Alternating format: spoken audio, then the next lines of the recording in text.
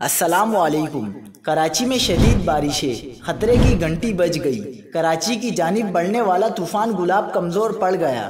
شدت والی مونسون ہوائیں آج دیہی سندھ پر اثر انداز ہو سکتی ہیں، شہری تیار رہیں۔ کیا آپ حالات حاضرہ سے آگاہی حاصل کرنا چاہتے ہیں؟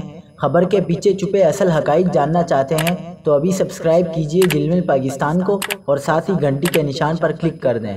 آپ کو بتاتے چلیں کہ موسم کا حال بتانے والوں نے آج ایک بار پھر سندھ، جنوبی پنجاب میں بارش کی پیشگوئی کی ہے۔ ڈائریکٹر میٹ سردار سرفراز کا کہنا ہے کہ آج سے 2 اکتوبر تک کراچی میں بارشیں ہوں گی، جس سے شہر میں اربن فلڈنگ کا خطرہ ہے۔ سردار سرفراز نے مزید بتایا کہ گزشتہ روز ہونے والی بارش پچھلے سسٹم کی باقیات تھی۔ آنے والا سسٹم آج سے بارش برسا سکتا ہے۔ محکمہ موسمیات کے مطابق شہر قائد میں آج دوپہر کے بعد ایک بار پھر تھنڈر سیلز بن سکتے ہیں۔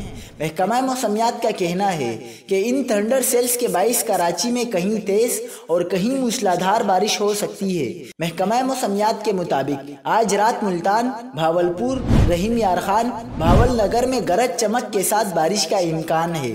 کراچی، حیدرآباد، عمرکوٹ اور سکر میں چند مقامات پر گرج چمک کے ساتھ بارش کی پیشگوئی ہے۔